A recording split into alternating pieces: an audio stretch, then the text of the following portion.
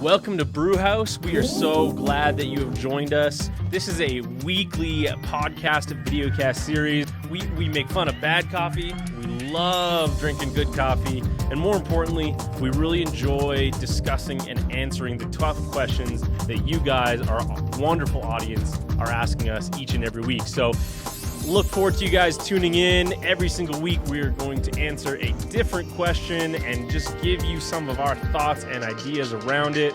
We would love participation, so please feel free to comment, email us, provide us feedback. We want to hear from you because this is only as good as the questions you ask.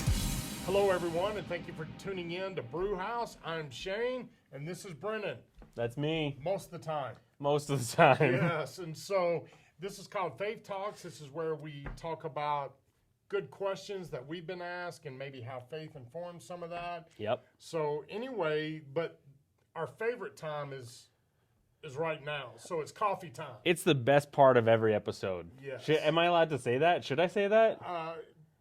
Depends on the coffee. There you go. You know what? That's a fair point. We do love coffee. So Yes. I thought because the last time I brought you coffee, I made you drink Tim Nasty. Hortons instant coffee. And Nasty. to say that you were not a fan is a gross injustice. It was horrible. Don't buy it. This time I thought I will bring you coffee from the land of your forefathers. Okay. And that is Dunkin' Donuts coffee. Ooh. Now, for those that don't know, this is a little aside. If you're listening to this as a podcast, awesome. If you're listening to it as a videocast, awesome. But there's a great podcast called Business Wars, and they did a series on Dunkin' Donuts versus Starbucks. Because, believe it or not, Dunkin' Donuts was the big brand before Starbucks even showed up. Yep. Dunkin' Donuts has amazing coffee. And to this day, I would still drink Dunkin' over Starbucks any day. Absolutely, same here, and especially if you're anywhere near a Dunkin' Donuts, their coffee combined with a blueberry supreme donut. There you go. Nothing like it. Is Nothing heaven on better. earth. Absolutely. So for today, we have Dunkin' Donuts cinnamon roll coffee. Oh wow, I haven't had that. Cinnamon roll coffee. So I know you're not the biggest fan of flavored coffee. I know, but it's Dunkin' Donuts. But it's Dunkin' Donuts. So we're gonna see. So my favorite way to make coffee is French press. Yes, I know that about you. And so we're gonna give this the old plunge right here. Okay. There we go. All right.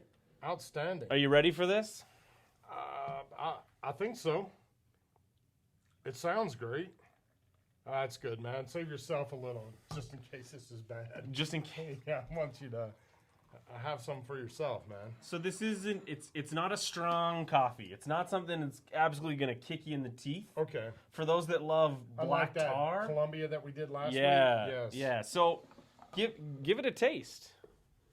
Well, first of all, it smells amazing. It smells pretty good, doesn't it? And I probably should say this. Yeah. I'm a huge fan of cinnamon. There you go. Now, that's cinnamon when it's cooked. I'm not one of those people that put a spoonful in my mouth. But anyway, so. What do you think? Not bad. It's not bad. It's not bad. It's not. It wouldn't be my favorite Dunkin' Donuts coffee, but it's not bad. It's definitely not punching me in the face. It's definitely not bitter. One of the things I really like about this one is as a flavored coffee, it's like a little hint. It smells great, but the actual flavor of the coffee, you don't notice it.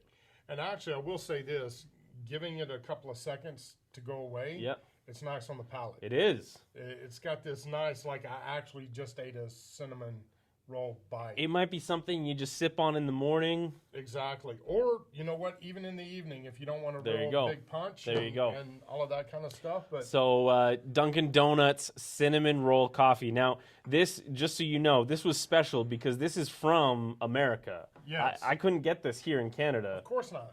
Because they don't. You guys have Tim's coffee. We have awful Tim's coffee. So I saved some of my delicious American coffee for you, for this. Awesome. Well, I appreciate that because you kind of owed me after that Tim's. You know, coffee.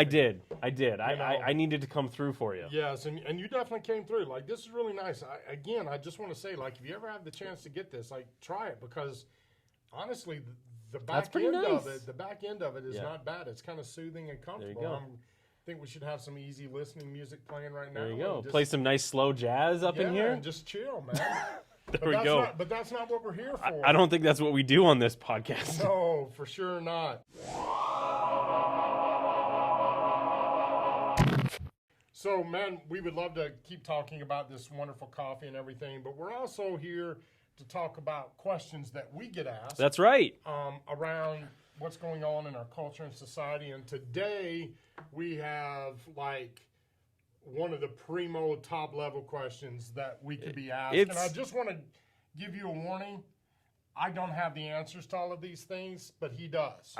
Thanks. I appreciate that. You heard it here first. I have all the answers. Yes, exactly. Whether I disagree with him or not, it's irrelevant. But maybe I'll also preface. Last week we talked about polarization of thought. yes. So for anyone that listened to that, just take those lessons into this week. Yeah, and actually I would say the prior 2 weeks. There you go. Of groupthink, polarization of thought, and then moving into this category, which I think in some ways is probably the most polarizing question. It is. Of all questions. It's a big one. All right, so what do we have today, man? The question that we were asked is, aren't all religions the same? Ooh.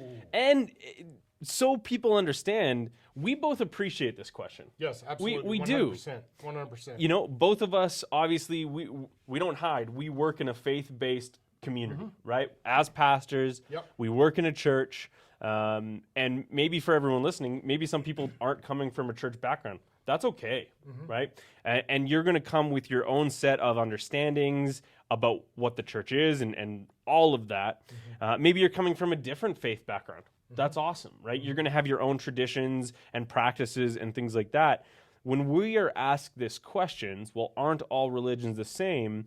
We decided we kind of wanted to approach this with a bit of a head-on evaluation of maybe what some of the key differences are. Right. Because the answer is no, not all religions are the same. Right. I think that's an oversimplification of the question. It would be easy to say yes. Because we would like to say yes. We would love it would be super easy. Right? And a lot of faith traditions do point towards similar end goals. I'll say that. But there is so many differences between some of the larger ones, and then there's some really subtle differences between some of the more faith traditions that maybe get lumped in together. And we'll get into that. So what do you think? But I do think this is crucially important because when I was growing up, because I am older than you, when I was growing up... Only by a couple years. Yeah, right. When I was growing up, you know, when we were talking about other religions and things of that nature, we were taught from a place that, you know, our faith is right, and which I do believe. We'll get into that in a little bit. And all of these were demonically driven, horrible, evil people, bad kind of thing. And so people have an understanding, because people are going to hear that, and they might react to that. So culturally, where did you grow up? I grew up in the Bible Belt in Nashville, Tennessee, literally the belt buckle of the Bible Belt. Right, and so maybe explain for people what that culture is like, because when you say this is good, everything else bad, why was that the predominant upbringing you had? Well, first of all, Nashville has more churches per square block than any other place in the world. Wow. You can't go anywhere in Nashville and not see a church. Right. As a matter of fact, when I used to drive to my first church, I would pass 14 other churches on the way to my church. And that was only like a 5-mile drive. And Nashville just must be a city of saints. Anyway, in all honesty, you just can't escape it. It's in the culture. It's like, and people there, they all know the stories of church. And so it's just a different place. From upbringing to adulthood, it was church life, right? Yeah, with the teaching and everything that comes with it. Absolutely. And they're you know, at the time, you know, Christian school culture was a big thing. I was part of that. You know, my parents put me in that. You know, the whole 9 yards. And so, I'm not disparaging that. I'm just saying I was immersed in this culture. Okay. Right? Yep. And so I just think that's important for people to understand, It because is. when we talk about, well, aren't all religions the same, so much of what we come with answering that question is going to come from our experiences. Exactly. And so I just wanted people, as we discuss But this. you know I've changed some, right? Oh, very much so. Yeah, Very, okay. very, very I mean, much I just so. want to put that out there for those of you Right. that hate me right now. There you go. Exactly. I mean, for me, it wasn't much different. Now, I grew up in Calgary, Alberta. I grew up right here where we're Right. recording. Right. I grew up in a home that went to church from a young time. Mm-hmm. My grandfather was a lay minister, right? So he would do Right. teaching on Right. Sundays and those kinds of things. And so I had that upbringing. But I also was raised, I went to public school. Mm-hmm. My sister, she went to a Christian school. And so both of us, we have very different maybe appreciations for outside faiths. And I can look at that and understand where that came from. I was part of a junior and middle school, high school that had such multi-ethnic, multi-faith tradition background. I became very curious at a young age. Now, I've always kept my faith. I've gone through struggles with it. I've gone on ups and downs. But I became much more curious about what those faiths were, where for you, there was really one predominant theme. Exactly. Right? So I just wanted to highlight that because Dude, that would've that been was bad if close. you'd have spilled that. For those that aren't watching, I just about spilled my coffee yeah. all over my computer. Yes. But for people to understand, this question and the response to it is largely going to be dictated from our backgrounds. Yeah, for sure. So And I do think one of the things that is really important, again, going back to those two prior podcast, videocasts we did around this polarization of thought and ideas, right? Right. And so I was growing up in this immersed culture, and outside of the culture, everything might be evil, bad, and within that culture too, it's also very political. right. Right? And it determines which way you vote. Right. So very immersed in this Yeah. culture. What I will say though, what I've come to believe now is two things. Number one, I don't think other cultures coming up with ideas around God and faith and those things necessarily come from a bad place. Right.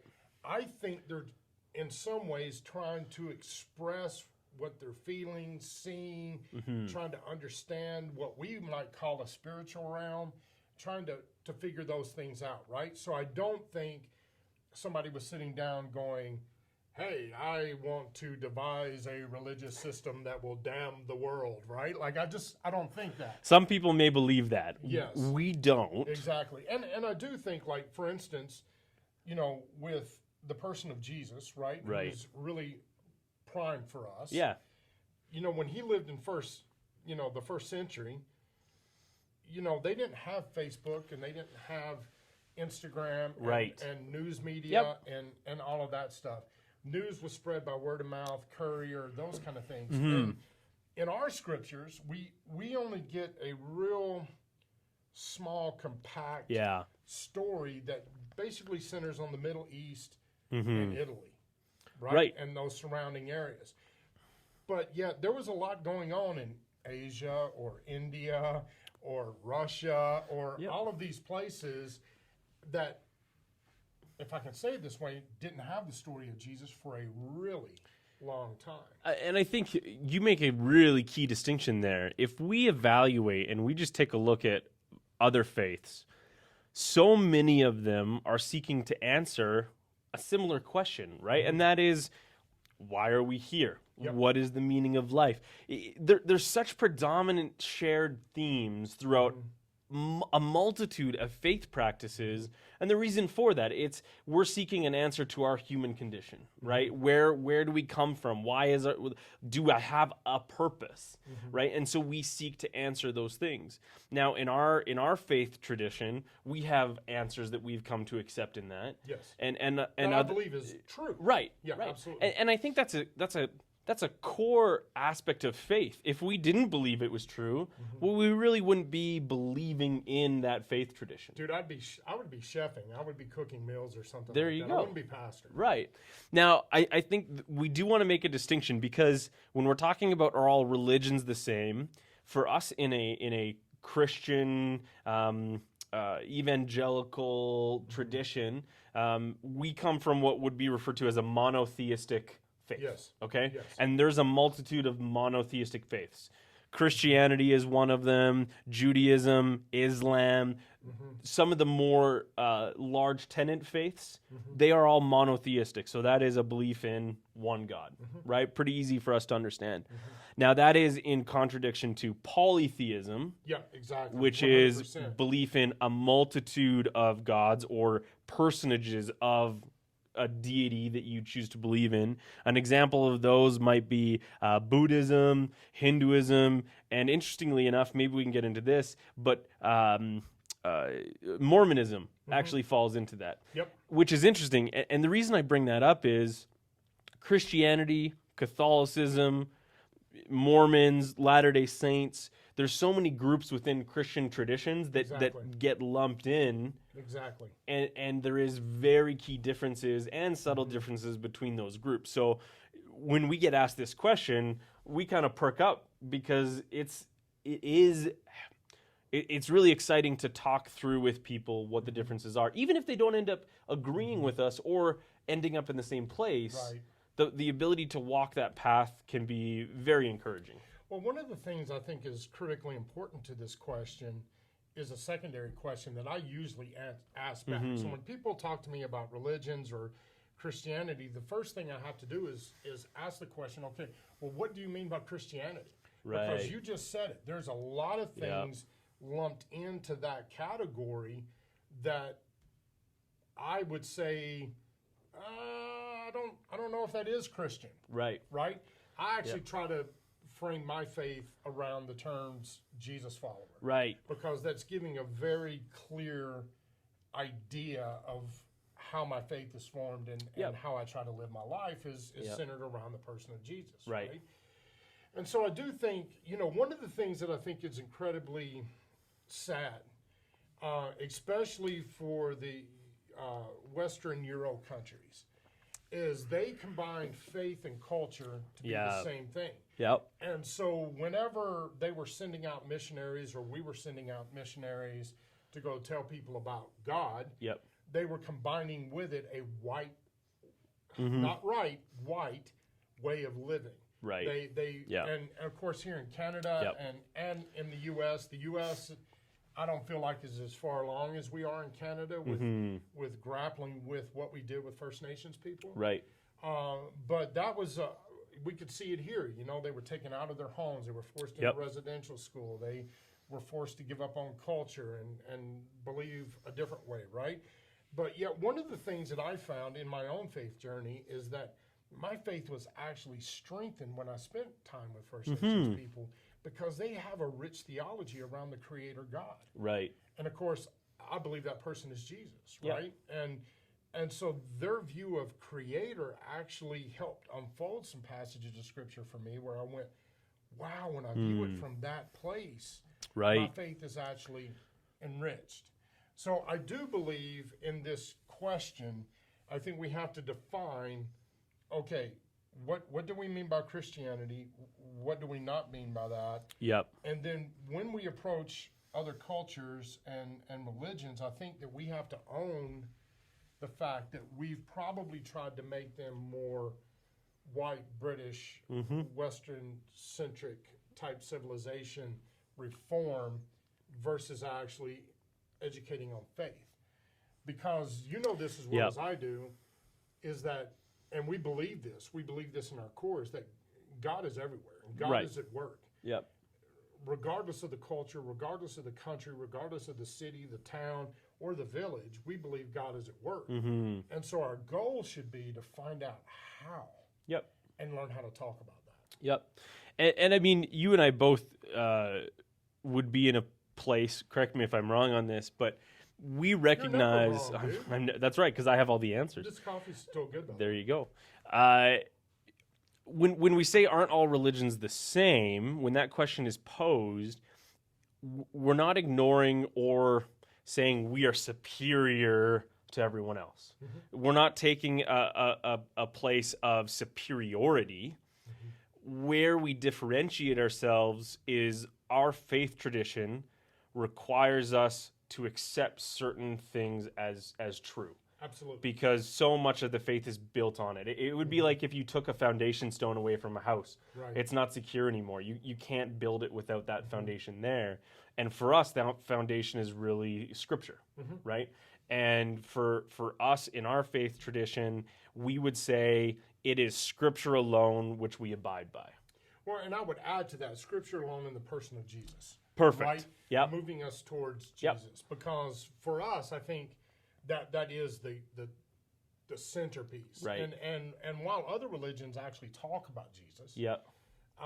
you know, to be a Jesus follower, part of the, if I can use the broad terminology, Yep. Christian, it really hinges on primarily one thing. Yep. Who do you believe Jesus Was.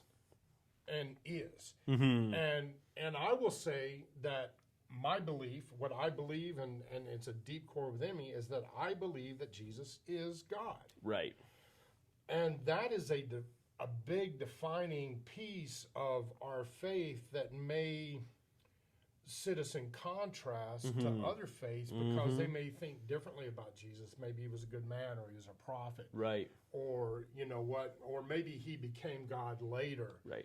Type of deal. And so that is a key defining piece. Would you agree with that? Yeah, I mean, it's 100% agree with that. If we take a look at some of the examples, the other faith traditions that we mentioned, both Islam and Christianity share a remarkable amount of stories. Yep. Right? If you look at some of the stories of that faith community, the names are changed, but a lot of the stories from our Old Testament in Christianity are very similar to the stories they have, right? We both have flood narratives, right? Yep. We both have Tower of Babel language story. Like there's these very interesting correlations between groups. Where we diverge with them is who is Jesus, Right. and that's a big question, Right. right?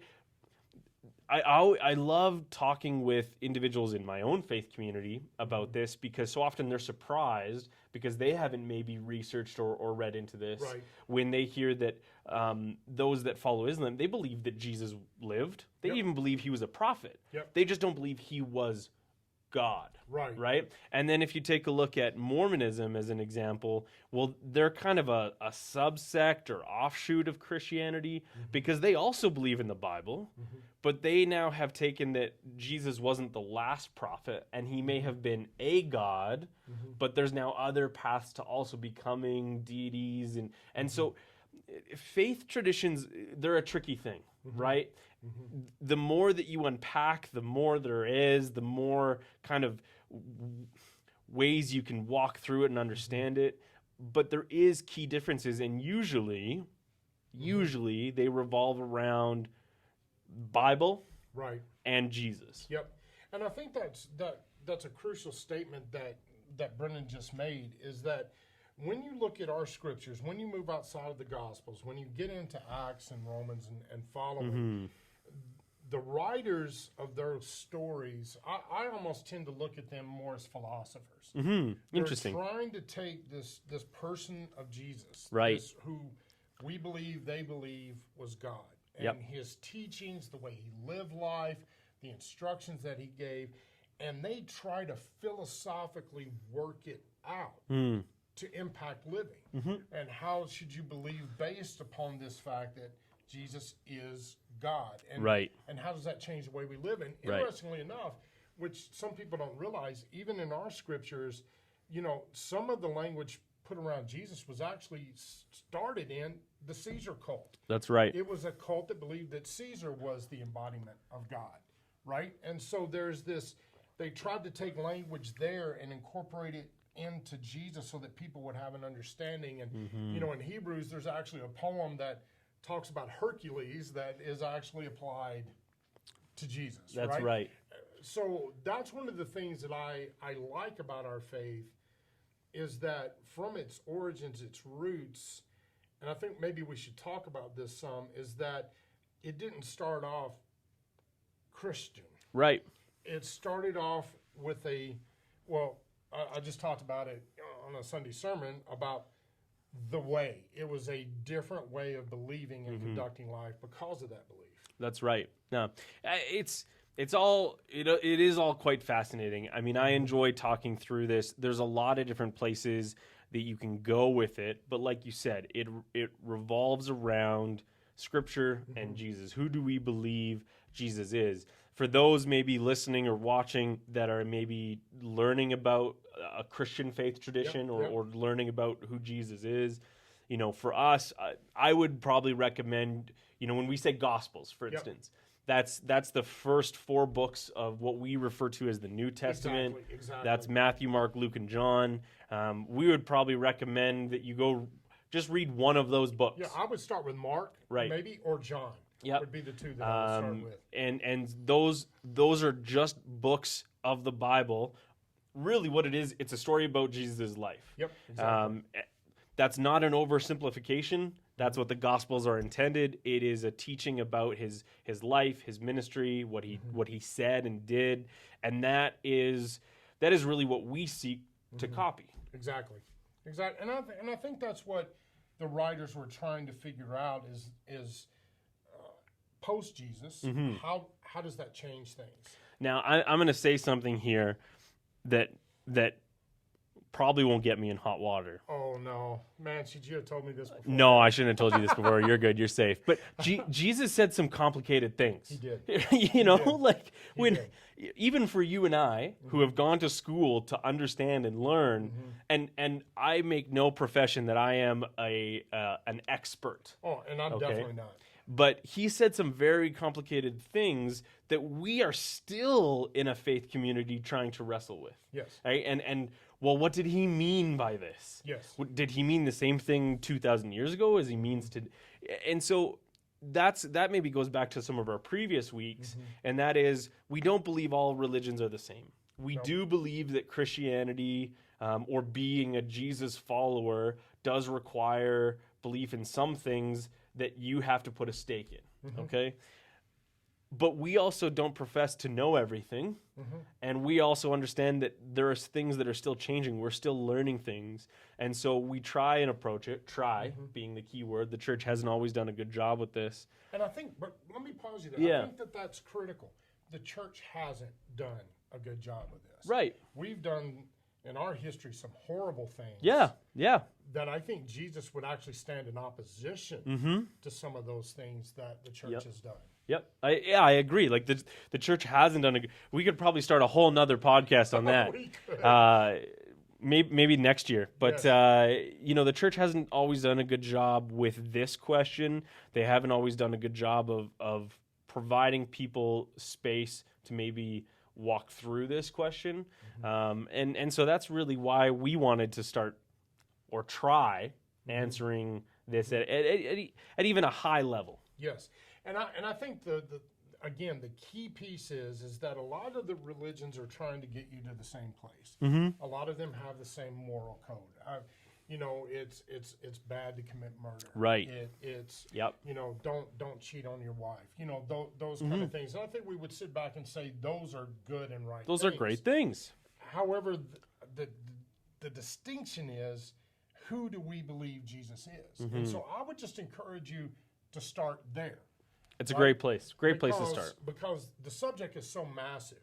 Yeah. And there's so many intertwinings and weavings that to start there and then, like you were saying, read a gospel. Yep. Again, Mark, maybe John, and read those stories about Jesus, about what was happening, and I think also understanding that not all of it's going to make sense because we didn't live 2,000 years ago. Nope. There's a lot of stories in there, for example, about sheep and shepherds. I have never sheeped in my life. Never been a shepherd. Exactly. And so, some of those stories we have to work at to get what the meaning of those stories are. I think really, for me, the one thing I come back to is this.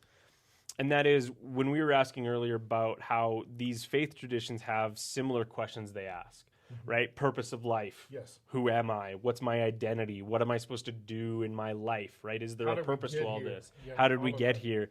I think the beautiful thing and the reason why we are so passionate about our faith is we can answer those questions in who Jesus is Exactly. and was. Exactly. Right? And is to be. Yep. And that's why, we would encourage people to start there, because as you answer those questions, then you will inevitably have more questions. But at least you have a really solid grounding point for further exploration, I guess. And I think what you're saying is key, because see, nobody develops in a bubble. We are all influenced one way, one situation or another, for the good, Right. for the bad. We're sponges. We absorb it all. And what you said is, I think, really key and really important, is that to these foundational questions that branch out into how I should live and how I should engage in community, and all of those things are coming from this source that we're using to inform us, which is Jesus, right? And Yep. how Scripture points to Jesus. Yep. And so that is critically, foundational for us and informative for us.